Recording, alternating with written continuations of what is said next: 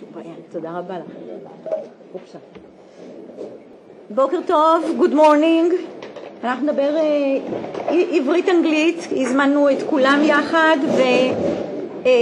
ונדבר הרוב באנגלית, אבל יחד. It's a pleasure to open the annual press conference of Tel Aviv University regarding the annual findings of situation of antisemitism in the world. This year the work is a cooperation, a close cooperation between the Stephen Roth Institute for the Study of Antisemitism and Racism and the Cantor Center for the Study of Contemporary European Jewry. We would like to speak today about the findings, and the order of our meeting would be as follows. First would be our dean, whom I would introduce in a minute. Then it's Professor Eyal Zisser. Then Dr. Moshe Cantor. Then we'll have an open discussion with the participants of the writing of the report and the survey and the analysis of the facts, and they are all here. And we will, right after the two of them speak,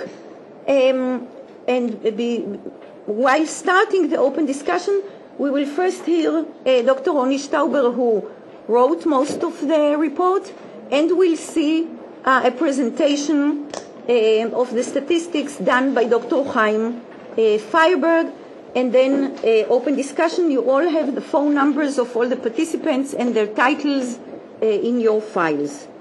So let me please present Professor Eyal Zisser. He is first of all our dean, our pride, the pride of the faculty. He was head of the Department of the Middle East and African Studies, then of the Dayan Center, a long list of books and articles, an expert on Syria and Lebanon, and first of all, our dean. Professor Zisser, please. Good morning. With your permission, I will start with a few words in Hebrew for the Israeli media, because I think it is important to send a very clear message. מכובדיי, and then I will summarize and continue to אבל מבקשים שתדבר אל ההנה. כן. מכובדיי, 80 שנה אחרי עלות הנאצים לשלטון, 70 שנה אחרי פרוץ מלחמת העולם השנייה והשמדת יהודי אירופה, אירוע מן הסוג הזה שאותו אנחנו מקיימים לא היה צריך להתקיים. אירוע שבו אנחנו שווים אל אירועי העבר, אל רוחות העבר, משום שאין מדובר ברוחות עבר, מדובר ברוחות הווה. וזוהי בעצם תמצית הבעיה שלמולה אנחנו מתמודדים. האנטישמיות על כל גווניה ומרכיביה, לצערי הרב, עדיין כאן איתנו, מעולם לא הורידה את ראשה המכוער.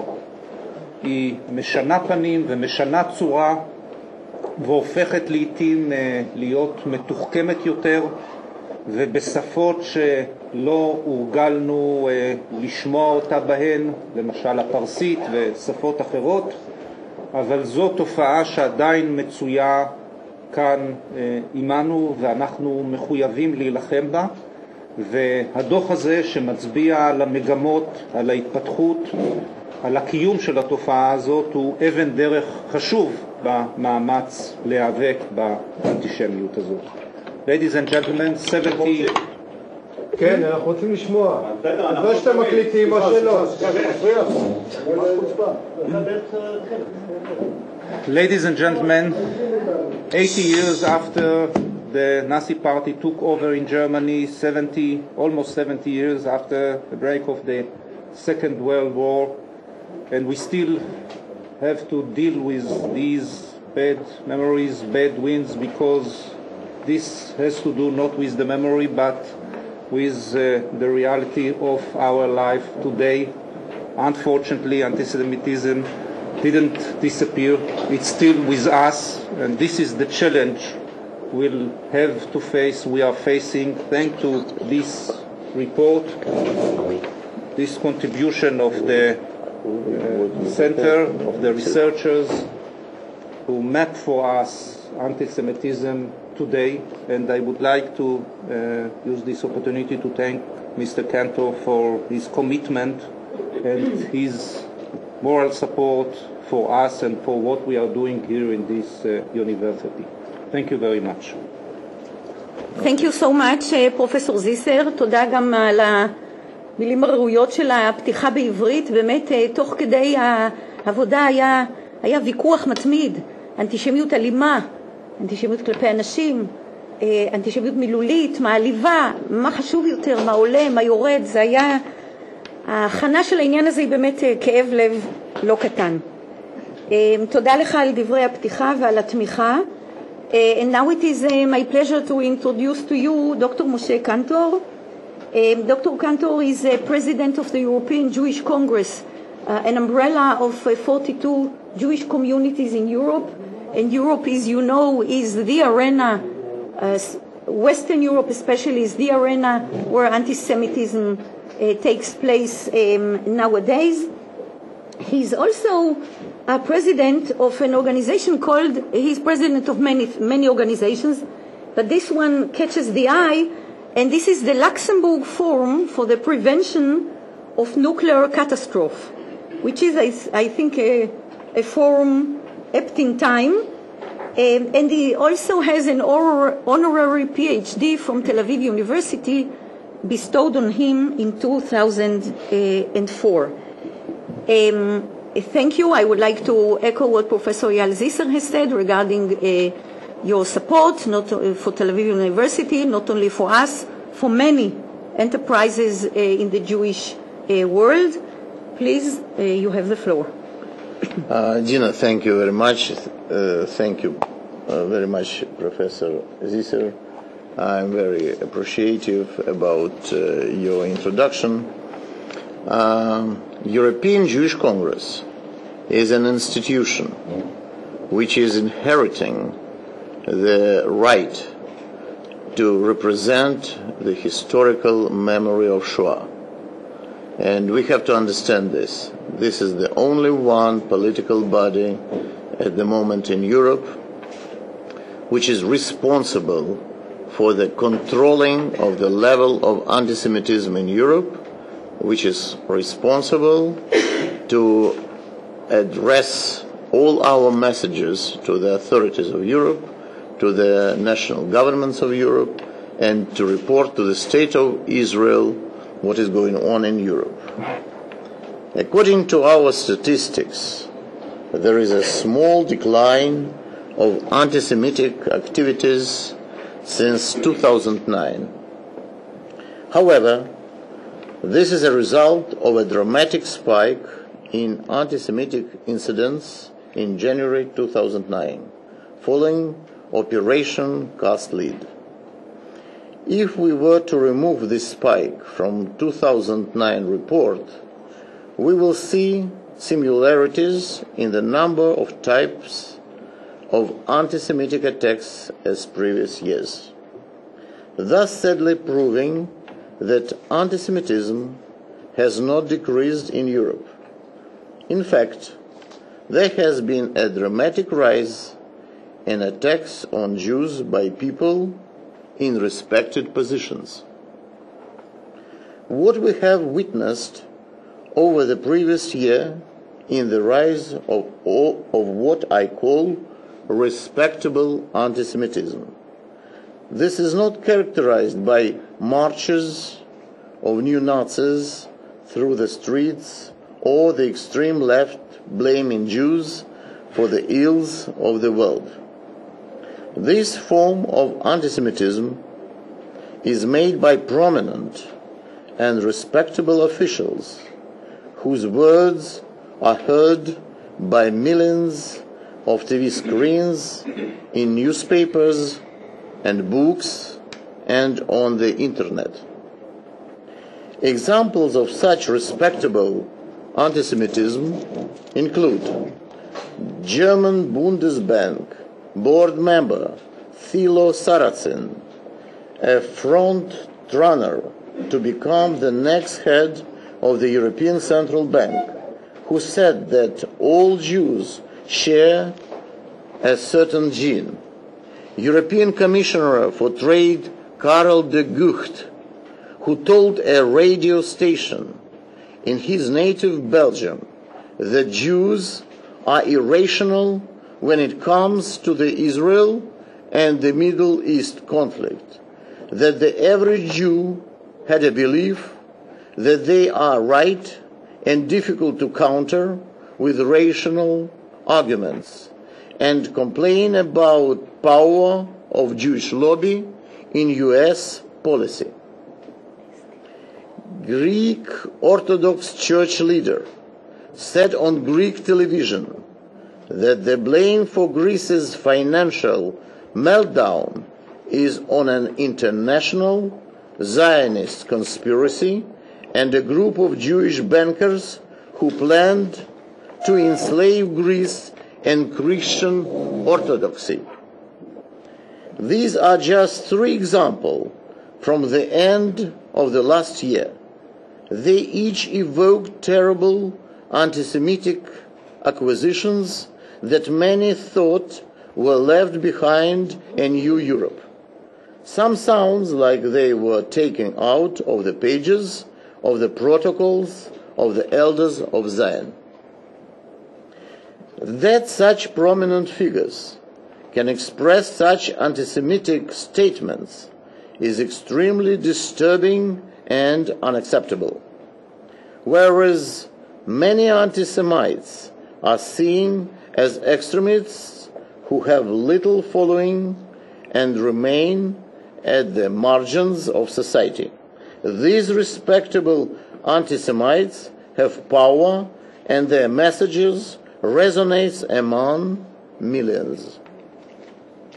Europe needs to have a better definition of anti-Semitism and stronger mechanisms to impose severe penalties against those who make such anti-Semitic statements. Freedom of speech is a value in Europe, but surely the language of hatred and discrimination that can and does result in violence is unacceptable. I'm sorry, maybe you have something more interesting to discuss. No, she's over. Before any right of freedom is the right to life and security. All levels of society need to be accountable for their words and their actions. Jews cannot possibly feel safe on a continent whose prominent figures can say such things. If the Jews of Europe cannot receive protection or relief from mainstream officials, then we are entering a very dark period for Jewish Europe. A case in point is Malmö, Sweden. In Malmö, the Jewish community is disappearing before our eyes, fleeing a city where they are constantly a target. In October 2010, a group of thugs stormed a children's event shouting "Heil Hitler" and calling the children Jewish pigs. Unfortunately, the mayor of Malmö, Ilmar Reepalu, was re-elected in the Swedish city only weeks before. Reepalu was infamous for starting that anti-Semitism was an understandable consequence in the Israel-Palestinian conflict and claimed, "We accept neither Zionism nor anti-Semitism," equating Jewish national self-determination with hate and racism. Paulus' comments, while unsophisticated, are generally accepted by many.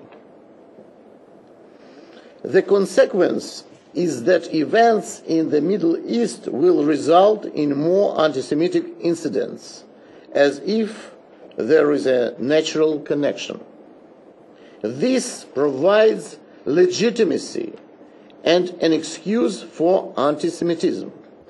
Those who excuse this behavior have to ask themselves why it never happens in reverse. When there is a terrorist attack on Israel, you will never see Jews abusing Muslim schools or attacking mosques. This also leads to an atmosphere of casual acceptance of anti-Semitism, as if to say, the Jews had it coming. This is an undercurrent in today's Europe among sectors of media, intellectuals, politicians, and etc. This is what perhaps most differentiates Europe from the US. The response to a Helen Thomas-like incident in Europe would probably not have resulted in her dismissal. Public figures must be held responsible for their statements. Only through accountability will end such acceptance of anti-Semitism. 2011 should be the beginning of the fight back against not only hatred and intolerance, but the acceptance of such outrages. However, the signs are not so promising. 2010-2011 is also demonstrated by the continued rise of the far right across Europe, where the racist, intolerant, xenophobic right makes a substantial gain. Most noticeably are the Jobbik Party in Hungary, the Freedom Party in Austria, the success of the True Finns Party in the recent elections in Finland, and of course the Marine Le Pen's National Front in France, who is gaining power in the polls for the upcoming elections for the presidency in France. We also see a growth of the delegitimization campaign against Israel. This campaign is attempting to penetrate all walks of life, including academia, culture, the unions, and mainstream politicians. These groups use classical anti-Semitic acquisitions, ironically made popular by the extreme right, to further their campaign against Israel. The central themes were the Jewish Zionist world power and conspiracy, and the demonization and delegitimization of Israel, mainly by comparing it to Nazi Germany and labeling it an apartheid state. These types of labels and the constant false acquisitions have allowed groups like Free Gaza Movement and the IHA to recruit Europeans to once again join a flotilla to Gaza. The flotilla's aims are illegitimate, its actions illegal, and the participants irresponsible. We call on all European governments to prevent its citizens from participating in such a provocation. The year ahead is full of challenges for Israel and for Jewish people. The Euro plays a major role in many of them. I hope the European leadership acts wisely to ensure that once again the Jewish state and the Jewish people are not targets for the extremists. Thank you. Thank you. Thank you so much. And well, it's up to the press representatives here to carry on this message or this call on European authorities to and worldwide as well to ensure that Jewish communities are not held responsible for anything not done by them, including Israel. The Jewish communities, their safety, their well-being has to be kept. And the fact, as you have mentioned, the fact that Jews are subject not only to insulting comments by officials of high stature, but to abusive behavior on the streets and wherever they are, is a fact that cannot be tolerated. Thank you again. And now we switch to the second part. And the second part will, as we said, be a presentation of the findings, the analysis, and the numbers. I would like to emphasize that this is a work done by a large number of researchers sitting here. You have all the telephone numbers. You will be able later to call upon them according to your areas of interest. I'll come back to the two speakers in a minute. Ms. Irena Kanterovich, the former Soviet Union, Dr. Rafi Vago, Eastern Europe, Sarah Rembishevsky, Western Europe. Then we have Scandinavia, Michael Tosavainen. We have here Dr. Uri Scott. He's acting head of the institute. He's new to our work, and we are teaching him the job, and he's welcome to the company. Dr. Esther Webman, who is an expert on the Arab and Muslim world, and now Advocate Aryeh Zuckerman, who is a Secretary General of the European Jewish Fund. I would like now to ask Dr. Ronnie Stauber, who collected this work, the joint work of the researchers. I'd like to add that the information comes from all over the world. We compare data with ministries of interior, with polices, with Jewish communities, and do our best not to overestimate, not to underestimate, but to be as exact and balanced as possible. Not to panic, but not to underestimate as well. He collected it and wrote, then we all read, of course, and Dr. Chaim Feierberg, who will present the statistics. Please. I need the mic. You need a mic, sure. מה? כן, אולי אנחנו נזוז. אולי אנחנו נזוז. אתה צודק. We are moving.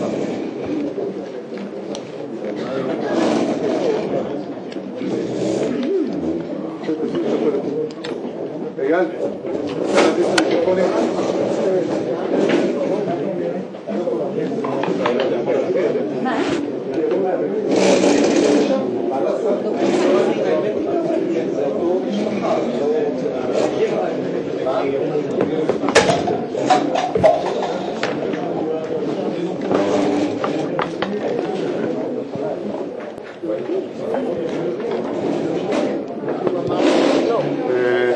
וואלה. מה לעשות?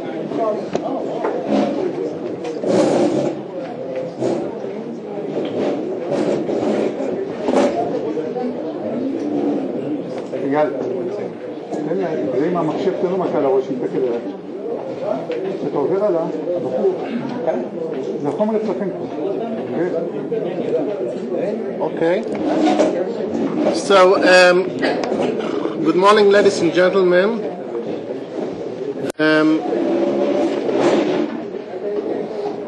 You all have.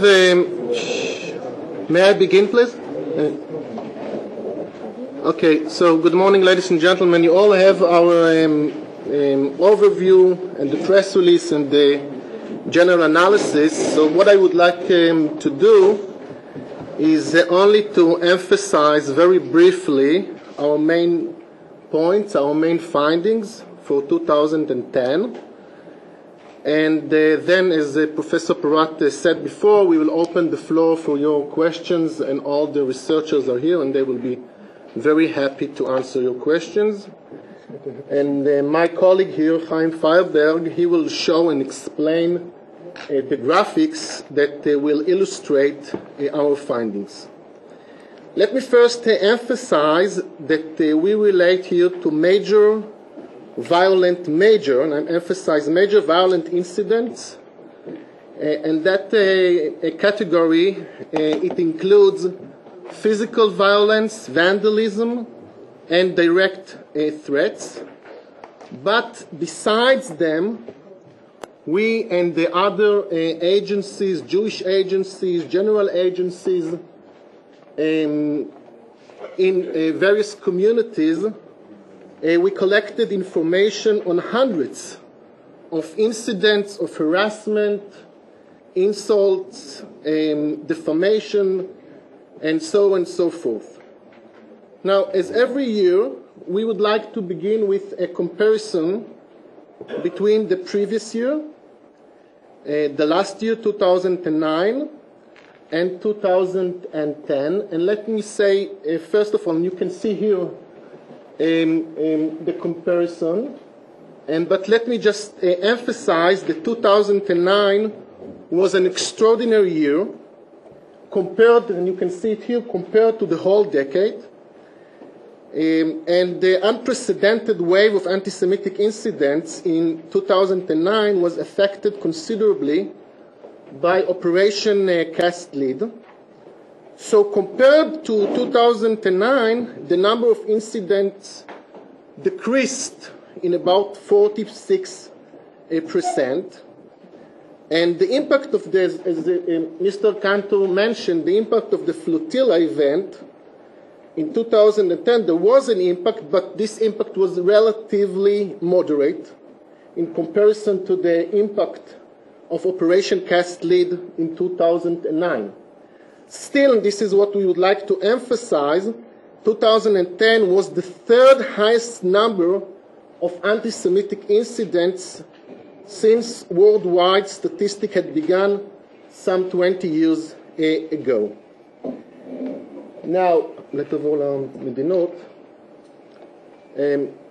About 60% of all incidents, we don't have yet the full picture from the United States. We are still waiting for the data to come from the ADL. They are working with us. But the picture that we have now, we can say that about 60% of all incidents occurred in countries with relatively large Jewish communities, such as France, UK, in North America, Canada, and in these countries, relatively large Muslim communities. We got the same pictures from Jewish and security agencies in various countries, and the picture is that on the one hand, we can speak about a decline compared to 2009, but on the other hand, on a continuation of a relatively high level of anti-Semitic incidents. Not only violent. We are relating here to violent incidents, but the picture that we got from around the world, and particularly from European countries, is that in other categories as well, there is a very high level of anti-Semitic events. And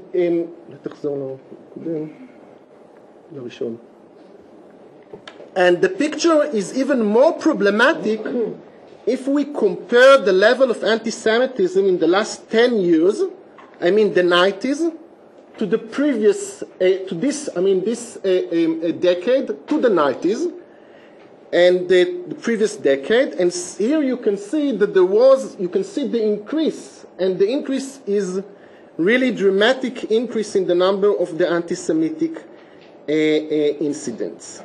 Now, what are the main conclusions from our findings? So first of all, of course, and we said it before, the Middle East events, particularly dramatic events, such as Operation Cast Lead, catalyze hate crimes against Jews. But at the same time, we would like, and this is something that we emphasized last year and years before, we would like to emphasize that regardless any specific Middle East events, the number of anti-Semitic events continue to grow. I mean, even in those years where we can't really point on a dramatic event in the Middle East, we can see that the number of incidents particularly in Europe, but in North America, they continue to grow. And in our overview, we quoted the president of the French Protection Service of the Jewish community, Eric de Rothschild, who wrote, and I think this is really summarizing the problem, that more than 10 years after the resurgence of anti-Semitism at a level that nobody expected, it is clear that it has settled permanently in our society, despite the effective action of the police and the justice to prosecute. And one of the most disturbing phenomena is that Jews, mainly religious Jews, are particularly disturbed by, we spoke mainly now about violent incidents, but I would like to emphasize that the main problem, in our opinion, is the harassment, that daily harassment of Jews in the way to children, in the way to schools or coming back from schools or in schools. Mainly religious Jews, I mean Jews that the perpetrators can identify as Jews in the way to synagogues, coming back from synagogues. And the most, maybe for me, I must say that the most disturbing phenomenon, as someone who is living in Israel, is to know that people decided not to wear kippah anymore. Well, in Europe, not only in France, not only all over. In Switzerland, In Sweden, in many countries, not only in France, decided not to wear because they can't walk in streets, and they're afraid that people will identify them as Jews. So this is like going back, I mean, years before. The Jew cannot appear in the street like a Jew, as a Jew. Now, let me just end by relating to the reason for the hate crimes against the Jews. And the reason is a combination between the traditional anti-Semitic hatred and the new one that doesn't distinct between the state of Israel and the Jews worldwide. Thus, as addition to the old perpetrators, which were always the neo-Nazis and the extreme right, large part of the incidents, particularly, as Professor Porat mentioned, the street violence, were perpetrated by young Muslims.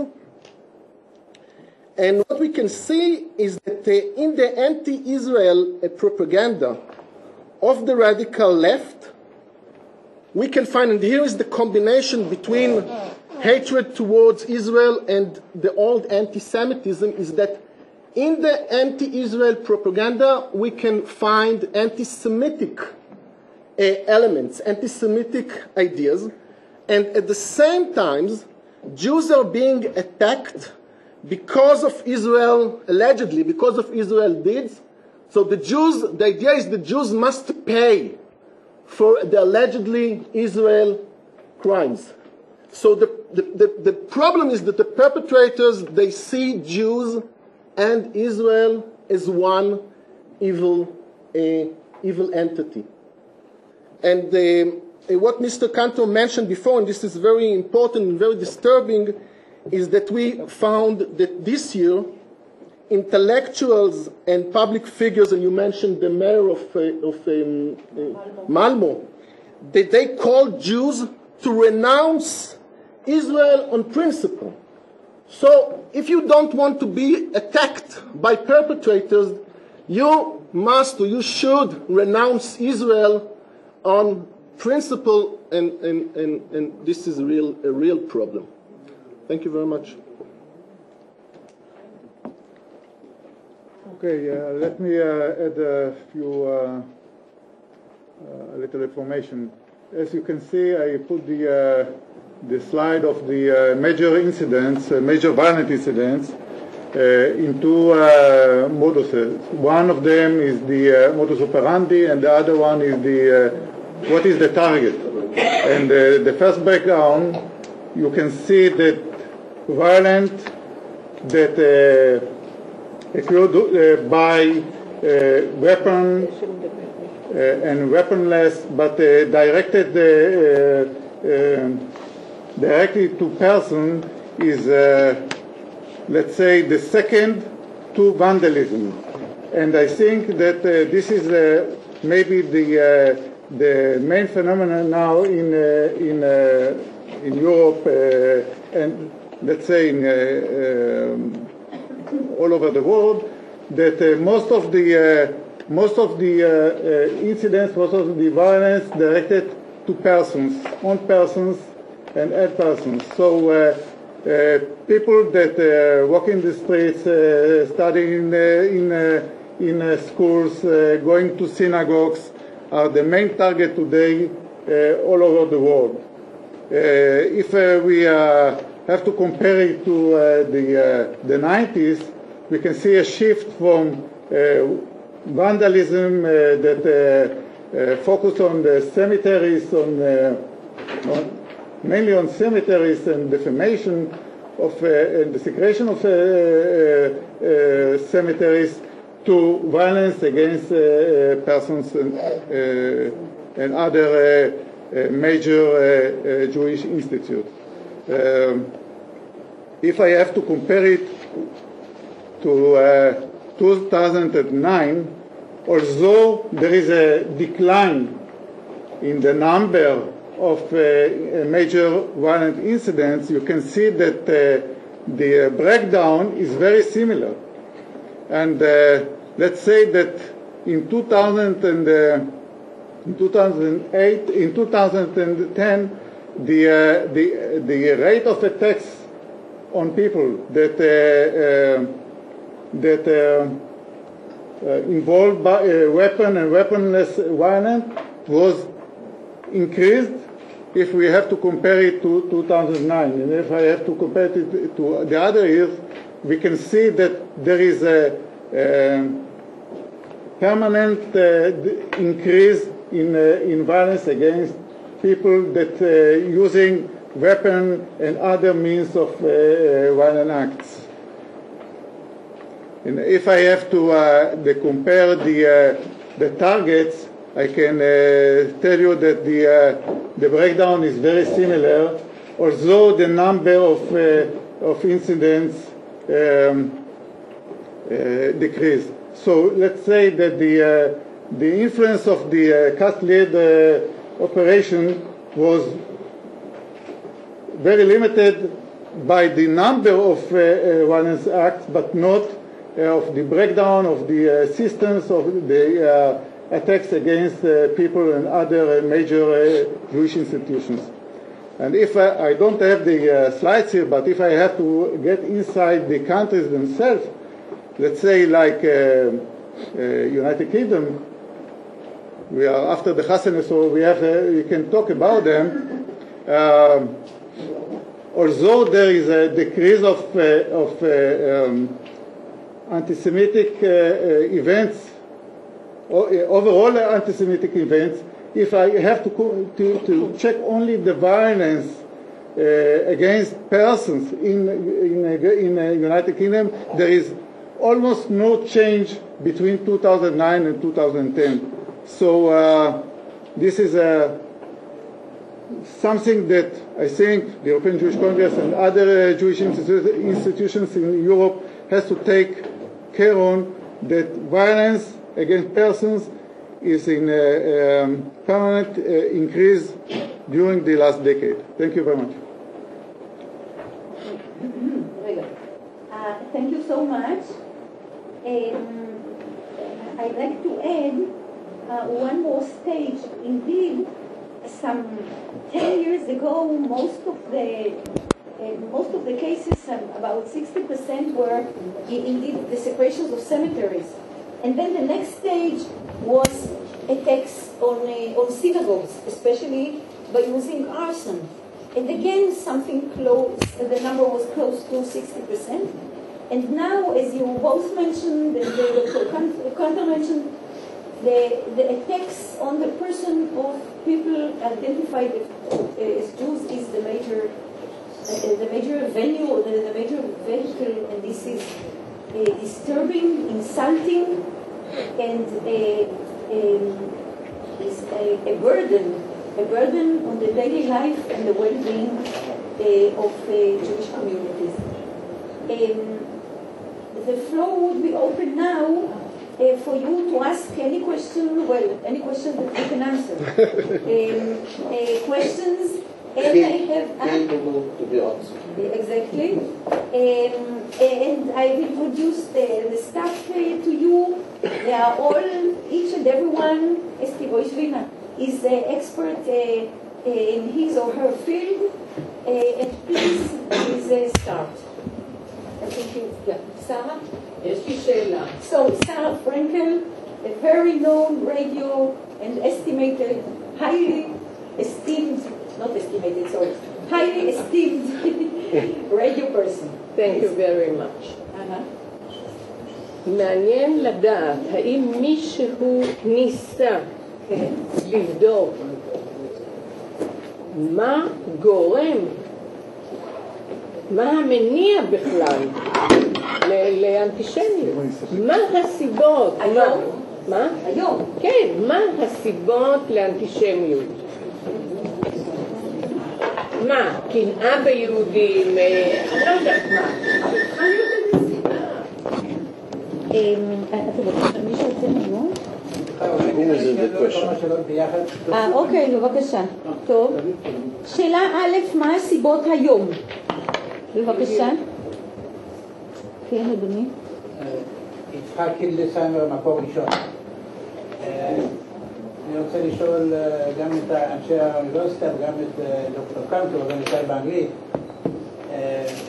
First of all, we heard here that people avoid themselves from wearing a kippah in France, in Switzerland, and so on. I must emphasize personally that when I'm going to England and France and even to Ukraine, I never put off my kippah. And my question is whether... the question is whether... don't you think that if the anti-Semites know that as a result of their activities, Jewish people who used to wear kippah take it off, whether it has negative influence on them. Maybe it's better that nobody will take off his kippah. That's one question. Second question is, we heard last week that some graves were hit in Istanbul, and as I know, the Prime Minister of Turkey, and I spoke to the Chief Rabbi of Turkey recently, they said that in the last few months, Turkey is of course against Israel, but there is no anti-Semitism in Turkey. And this really happened after a few months of quiet period. What are you going to say about it? Excuse me, I have another question. Please let us add some more questions. רגע, אנטישמיות בטורקיה. Please. Yeah. Two questions for Dr. Kantor from Walla News. First question, a bit about for your best knowledge, the geographic or socio-economic background of the attackers of Jews in Europe. Do you find that connection between, does it usually appear in big cities or small cities? And the second question, for your best knowledge, the strongest ideological people against Jews, ideological forces against Jews in Europe? Who are the main leaders of anti-Semitism in 2010? Okay. One last question for this first round, please, and then we will start answering. What's the identity of the people who are perpetrating the violent attacks? In the past, many years ago, we knew it was right-wing fascists. Who's doing it today? Okay. Perhaps we'll start with your question. חיים, דוקטור פיירבר, אתה רוצה לענות על זה? שמי עושה את זה היום? אמרנו ימין ו... לא? אנחנו רוצים שתדברו למיקרופונים, שנוכל לקבל... אוקיי, אז בואו הנה, חבר'ה. אתם צודקים, מה לעשות? לעשות את זה, באמת אמרת לו שזה פעולה טכנית אחת, לעשות עוד אחד. אוקיי, שאלה ראשונה הייתה, מי בעצם מבצע היום את ההתקפות בייחוד כלפי אנשים? אתה אמרת ימין קיצוני, you said extreme right, and also? Okay, so if we take Britain for example, we can see that the perpetrators are split into two equal parts. 50% are by white people that are recognized as the extreme right, and I'm using the British terms, and of course, and the other half is by persons from Asiatic origin or something like that. So we can say Muslims mostly. So and in France, So it's 50%? in the United Kingdom, and in France, most of the recognized or the evidence that we have is that by Muslims. And let's say in Ukraine and Russia, the secretions are made by local people, and of course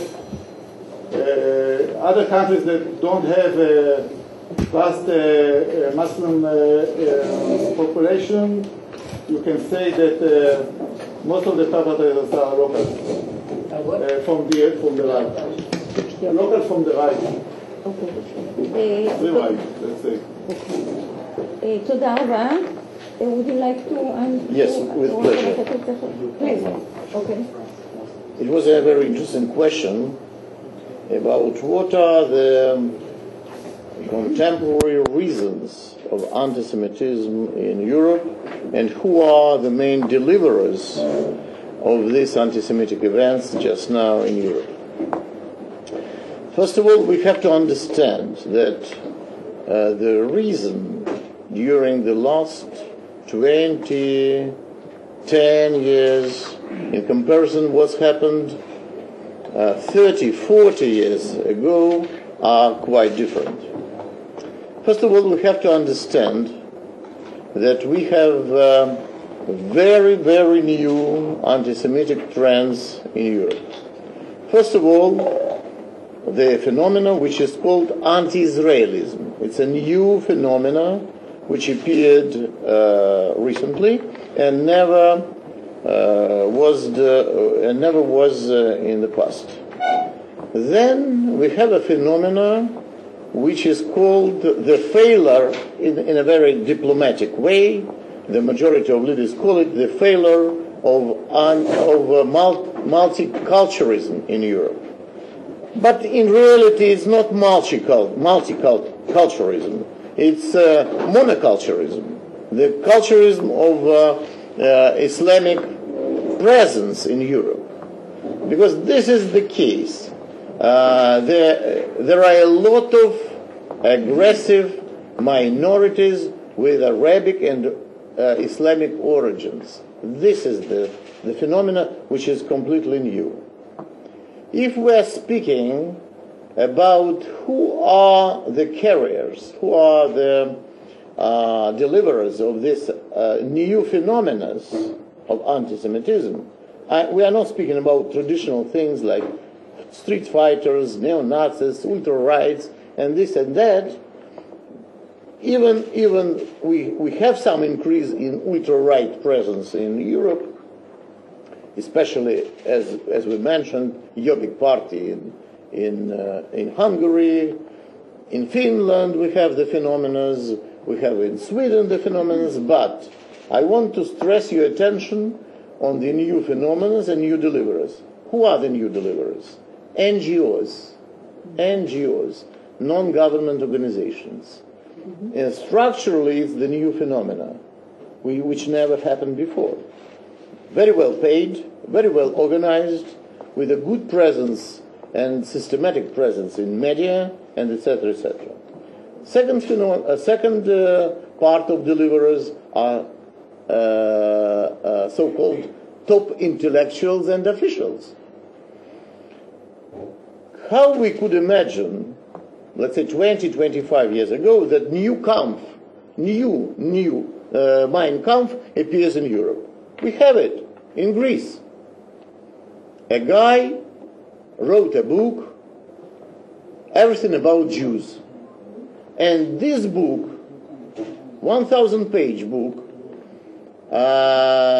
was almost close to be distributed in all schools and libraries in Greece.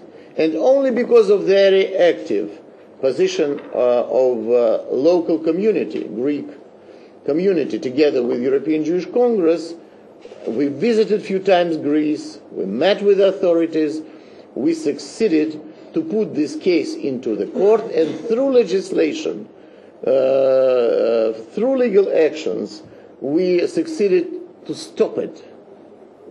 Maybe we continue to fight, but at the moment it's somehow managed. This example shows that we have the new phenomena of deliverers, the officials. And I want to stress your attention on one very important point. What is the difference between Europe and America? We know very well that somebody from White House, Helen Thomas, allowed herself to make some anti-Semitic speeches, and she was fired immediately. In Europe, we have different situation.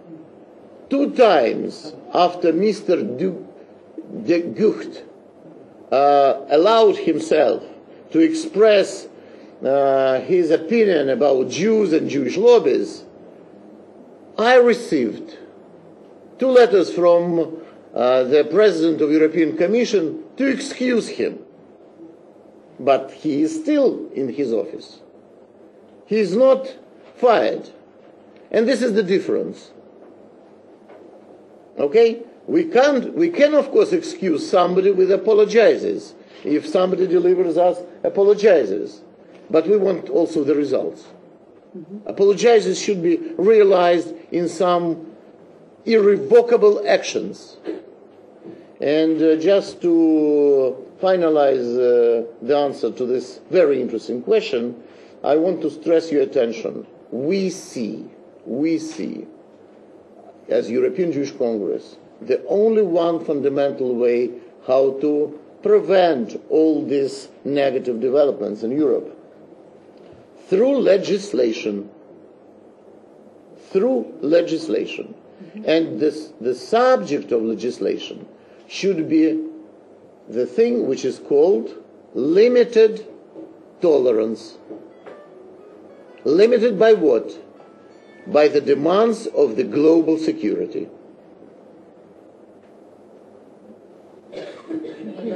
Thank you. Ma? Huh? About Istanbul? And your kippahs. And the kippah. Okay. כן. אתה רוצה לדבר על איסטנבול? מה? זה שייך אוקיי. Should I answer? Just want to add one to Dr. Kantor. שנייה, כן. רגע, עוד רגע. התשובה ממשיכה. I think that the example that Dr. Kantor brought about Greece, and by the way, we are in a couple of days we are going to publish a paper about this event that you mentioned. We are I think in a week we are going to publish a paper about the event that Dr. Cantor mentioned and all the legal struggle regarding this event. But I think that Greece is a very important example for to answer your question, who are the perpetrators, that we can see the old perpetrators in Europe and the new perpetrators. And the old perpetrators are members of the extreme right, neo-Nazi groups. They hate Jews. I mean, what is the answer why they hate Jews? I mean, this is a very old question, and we don't have a definite answer for that. I mean, this is historical hatred. And this is something that we can see, for example, in Greece. Last year, several times, Jewish institutes in Greece, including a synagogue and other institutes, were desecrated by members of an extreme right-wing group in Greece. So we should make a clear distinction, I mean, between different parts of the world. I mean, there are in Eastern Europe, in the former Soviet bloc countries, I mean, the main perpetrators are still members of the extreme right. The new perpetrators in Europe, as you mentioned, are young Muslims, many of them, not all of them. There are still many members of the extreme right, and Professor Feuerberg mentioned still many members of the extreme right and neo-Nazi groups in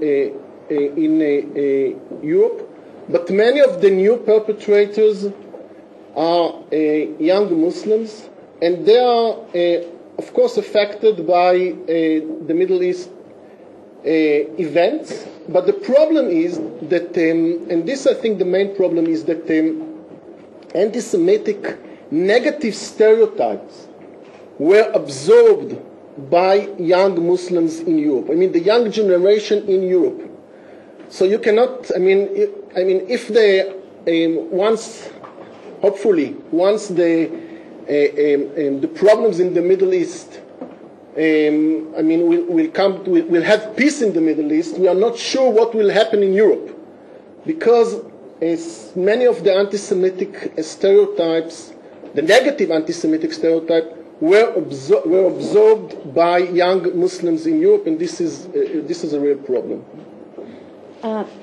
Perhaps Esti or Rafi, let me,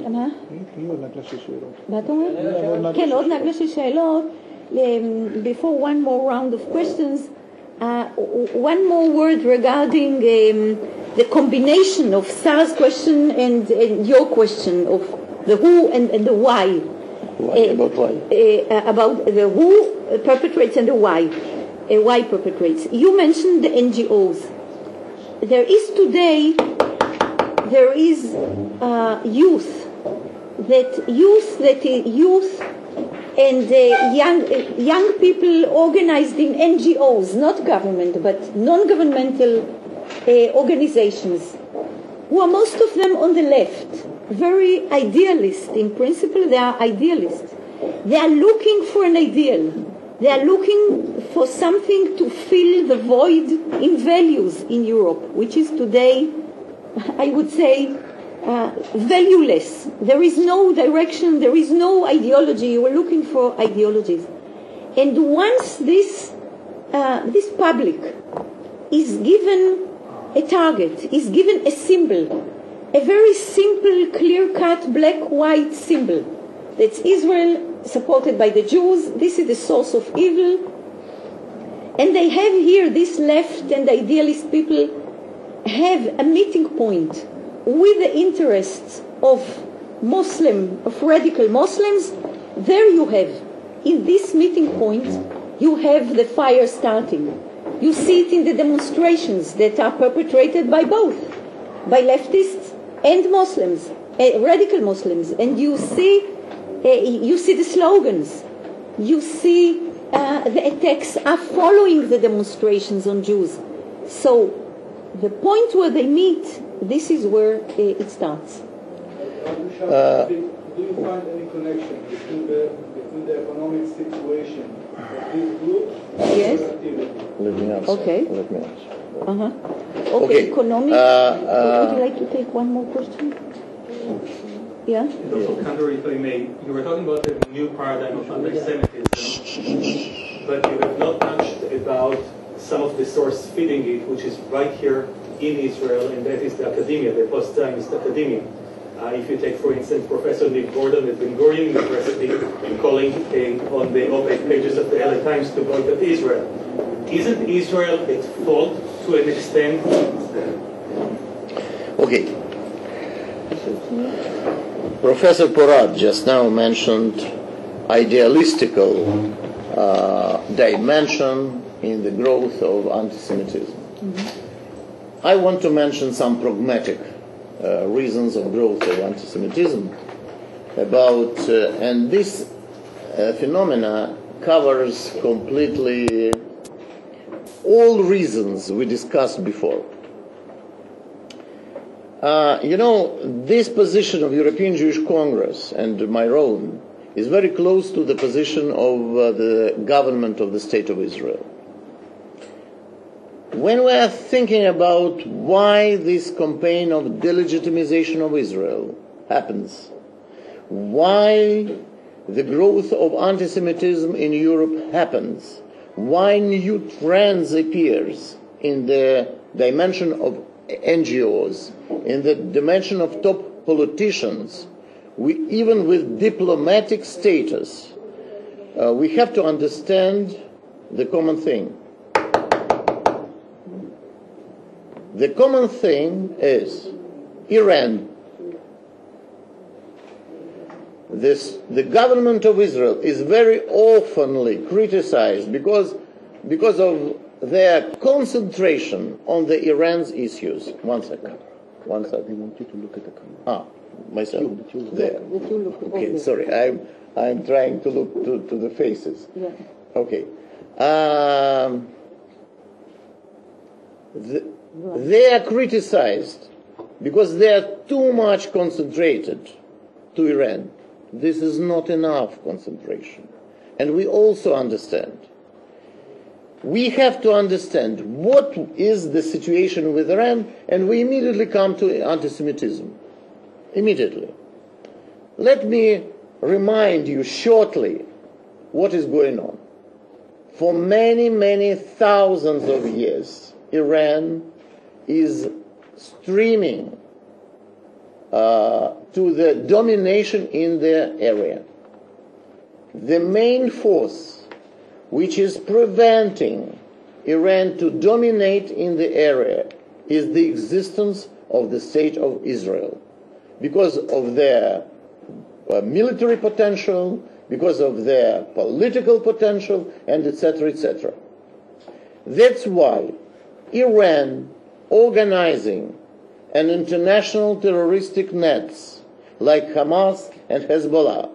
That's why Iran organizing ideological net, financing NGOs directly and indirectly in Europe. That's why we have the permanent material support from Middle East, from Iran exactly. And because of this, we have the growth of anti-Semitism in Europe. If we see a very precise statistics about the growth of import-export operations to Iran and from Iran, we see that in spite of many, many declarations of the majority of European states, in spite of the sanctions which are increasing, improving against Iran, we see a very remarkable thing. We see a very slight growth of import operations to Iran, practically from all countries of Europe, excluded United States, of course, and Great Britain, and a dramatic growth of export operation from Iran to all countries, again excluded United States and Great Britain. What it means? You know what is the growth of the export operations from Iran in 2009 and beginning in 2010? Up to 90% in comparison with the previous year. We do not have the latest statistics. It's an official statistics. That's why we have to understand who is the biggest beneficiary of the campaigns of the delegitimization of Israel and the growth of anti-Semitism in Europe. This is the point which I call pragmatic. Of course, Professor Parat is very right. The world is multidimensional. This is one dimension, but ultra-rights, ultra-lefts, other neo-Nazi components are very important.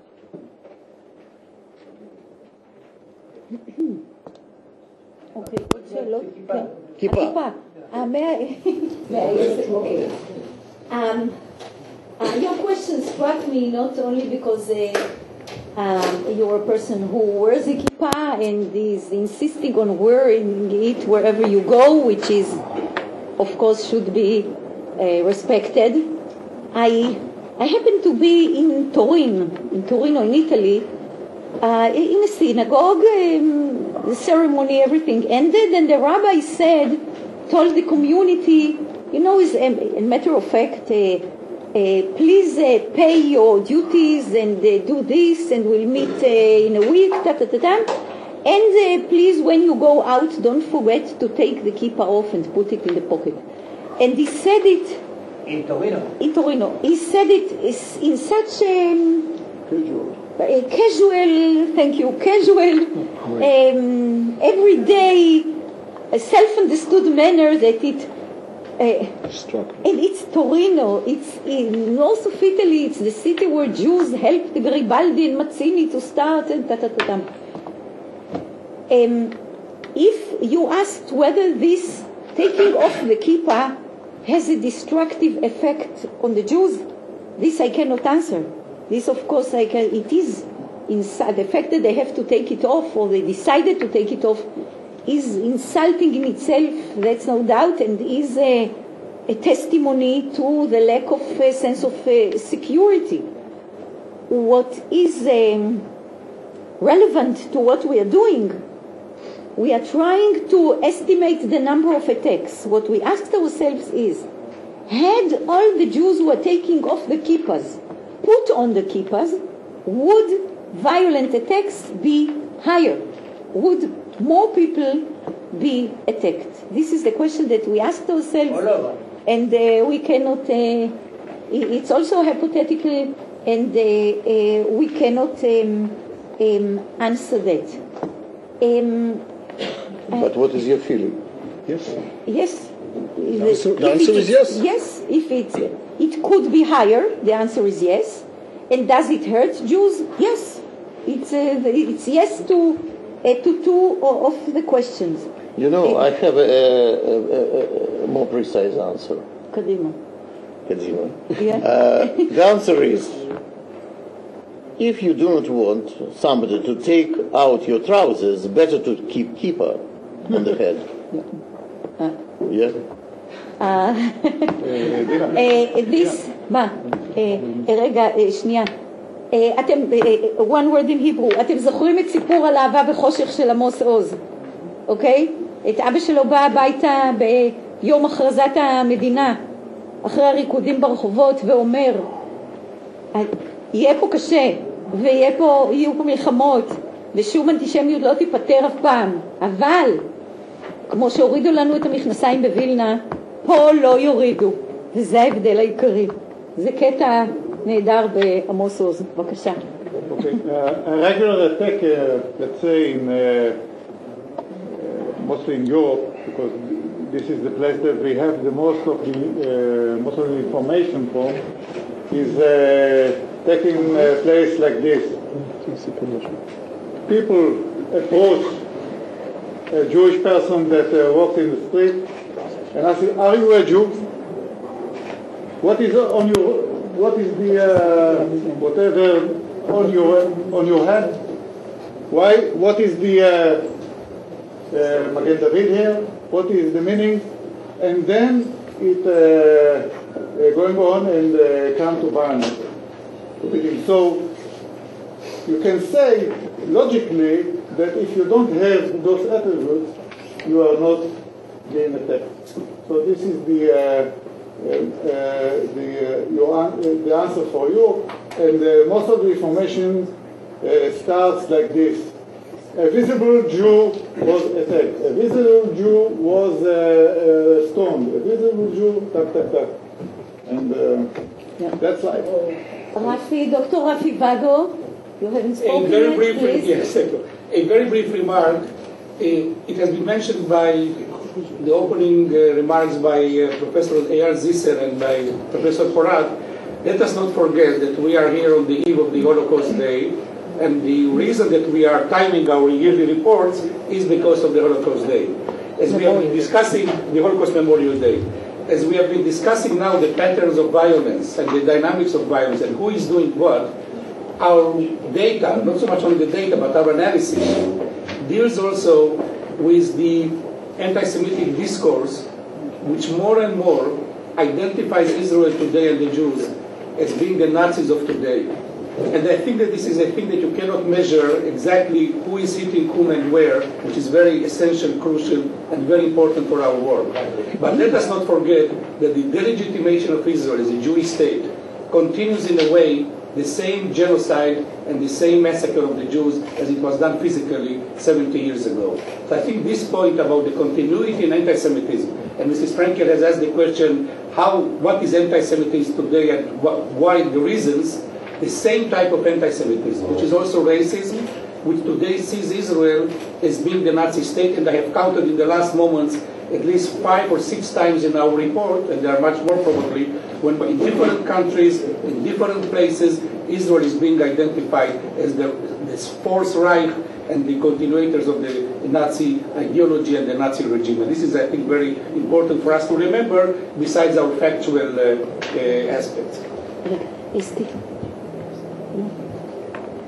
Okay. Just to continue what Rafi said, and just to continue what Rafi said, and just to mention another very important sentence from Amos Oz's book about his father, that his father told him that when I grew up in Europe, I used to see the sentences Jews go to Palestine. Jews go to Palestine, and now when I'm coming back to Europe, I see the words Jews go out of Palestine. So this is the combination between anti-Israel and anti-Semitism.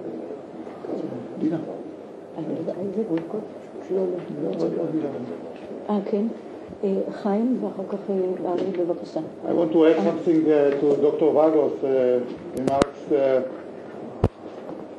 And a little bit, I want to make a shift from the anti-Semitism to the non-tolerance and the racism in Europe. First they came for the Jews. But if we are looking deeply into the information that we got from Central Europe, from Hungary, from Romania, from the Czech Republic, not only the Jews are the target, also the Roma.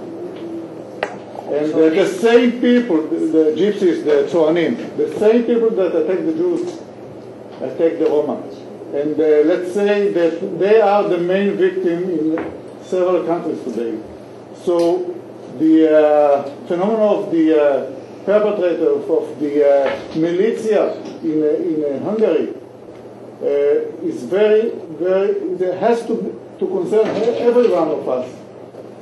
It's something that for me reminds the SA, the first steps of the SA in the 20s and the 30s. Government that can't control a militia that take or put their goal to attack a certain minority in their country, part of the country. And maybe we are in a very delicate moment that Europe has to say to itself where we are going from here. Thank you. I'd like to thank Dr. Feyerberg for this remark. We had a paper on the Roma and the problem today in Europe.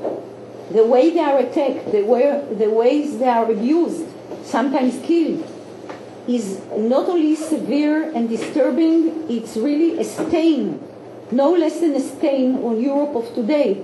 And while we are concentrating today on anti-Semitism, this is our report and this is our issue, we really shouldn't forget that there are others who are in a much worse position.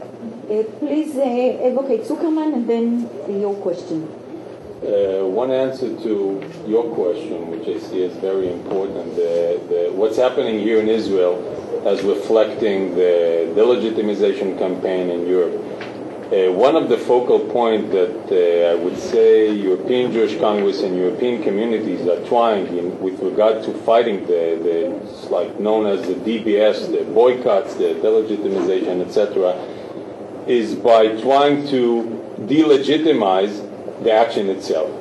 France, for instance, has a law which forbids boycotts against another democratic state. And this is something that we try to duplicate to be used in other European states, meaning fight it in courts, fight it with legal means to boycott the boycotters. But at the same time, when something that would be looked as an internal Israeli issue, boycotting an Israeli college, the famous case of Ariel College, calling for boycotts that are coming from any university in Israel against Israeli universities and researchers, you cannot imagine how much publicity these actions are getting in Europe. This is just fuel for these NGOs to be used and to show when someone is calling our actions as illegal, the Israelis themselves are doing it. So if the Israelis, and not a small minority or one professor, but let's say majority or big group of artists are calling for boycott, that means that the boycott action is legitimate. And this is, of course, something that makes the fight against the DBS very hard in Europe. So maybe your message should be to Israel and not so much to the diaspora. Well, I won't go as far that this is something that starts it or this is something that is pushing. I'm saying that this is something that is fueling it. Of course, the source of this whole DBS campaign doesn't start with any actions of every left-wing group in Israel. Please.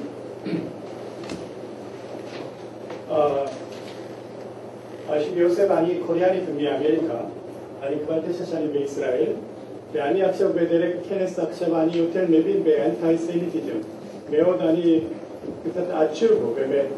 אני רוצה, יש לי שאלה, מה, אמנם יש לי ארגון אירופיה, ארגון יהודים באירופיה, מה אתם עושים וגם אני רוצה לדעת מה מדינה ישראל, איך עושים, מה, reduce anti-Semitism. אני 9 שנים בישראל, לפני אני לא יודע בישראל כמה באמת חשוב באמת, אבל באירופיה מה מדינה ישראל או foreign affairs and diaspora ministry or איך אתם בקשר, מה אתם עושים בחינוך או משהו קמפיין, בגלל זה אמנם הם לא יודעים מה ישראל מדינה חשוב ומה זה ככה, בגלל זה I'll translate the question. And the question is that the gentleman is for 9 years now in Israel. He comes from South Korea. And he would like to know, he says that there is activity by the European Jewish Congress in Europe. He'd like to know what is done by the government of Israel in coordination with your work. If I understood you correctly? Okay, thank you.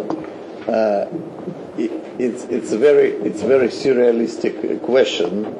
A gentleman from South Korea speaking Hebrew, and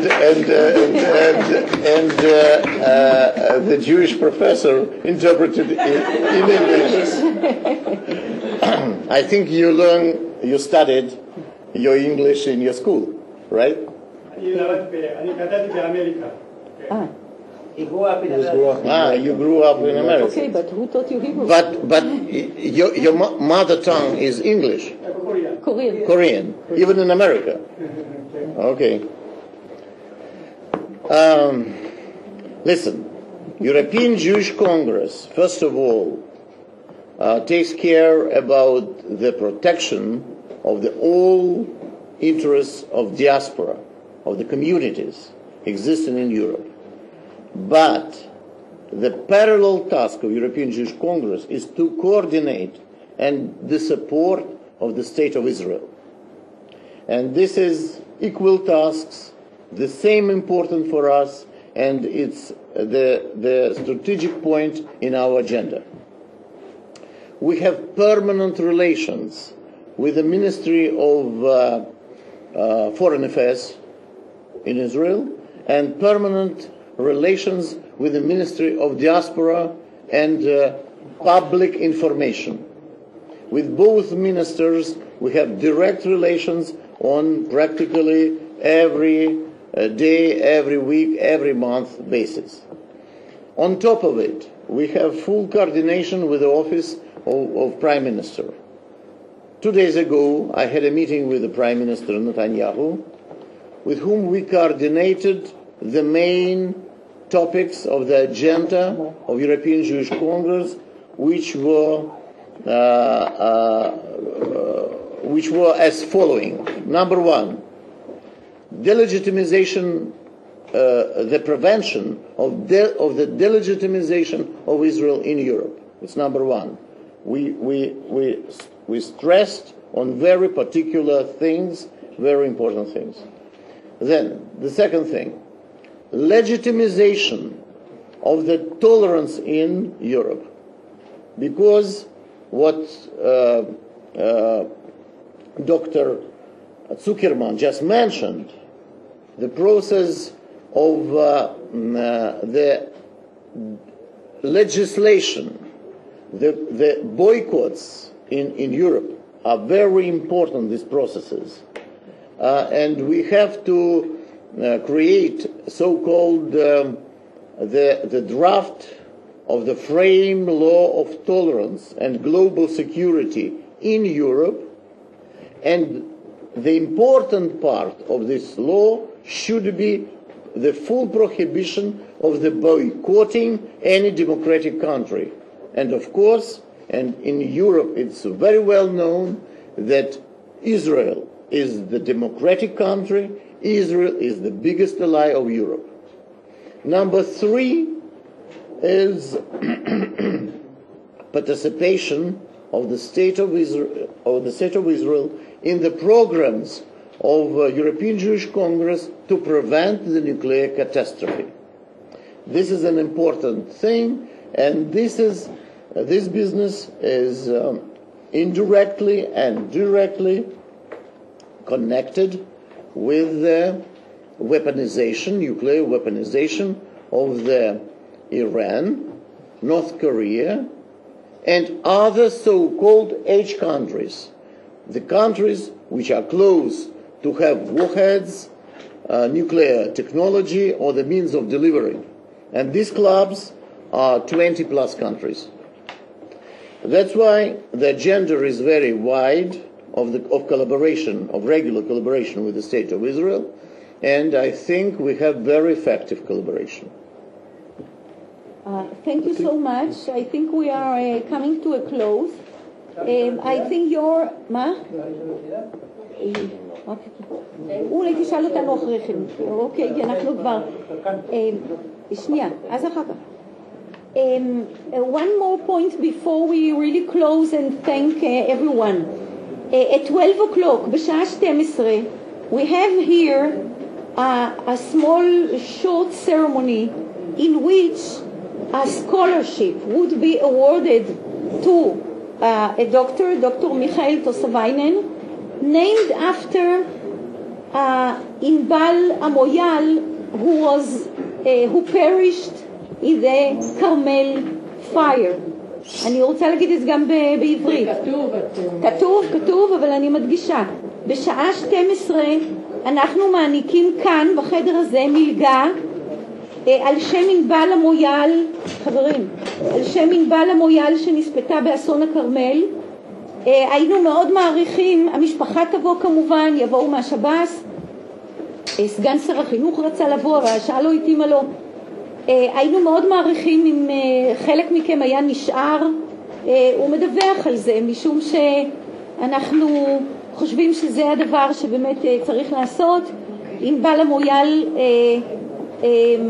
סיימה MA בבר אילן כמצטיינת רקטור, כלומר היא הייתה גם בקורס הצוערים הזה, גם באוניברסיטה. אנחנו מאוד היינו רוצים לכבד את זכרה. חברים, אני רוצה להודות לאורנה כהן, ללאה אינגבר על עבודתן המסורה, לטליה, עורך דין טליה נעמת ממרכז קנטור, לרונית גרינפלד ממכון רוט, לכל החוקרים שהיו כאן, לכל אנשים שהגיעו. דבר אחרון, זה לא חומר קל חברים, לא קל לנו לבלוע אותו כל השנה, אבל אנחנו העברנו לכם ככל יכולתנו. אנחנו רוצים לשים את זה גם בקונטקסט הכללי, הליכה של אירופה ימינה, בעיית הצוענים, גם בקונטקסט המקומי, לשאלה שלך אם אנחנו קוראים למדינת ישראל. אנחנו לא קוראים למדינת ישראל, כל אחד זכאי לדעתו. פה מדינה דמוקרטית, סופר דמוקרטית, וכל אחד זכאי לדעתו. ואני חושבת שבאמת ערב יום השואה אלה המסרים שאנחנו מנסים להעביר: דמוקרטיה, ראיית הסך הכל, פרופורציה, ויחד עם זה הבנת המתרחש וניסיון לפעול נגדו. תודה רבה.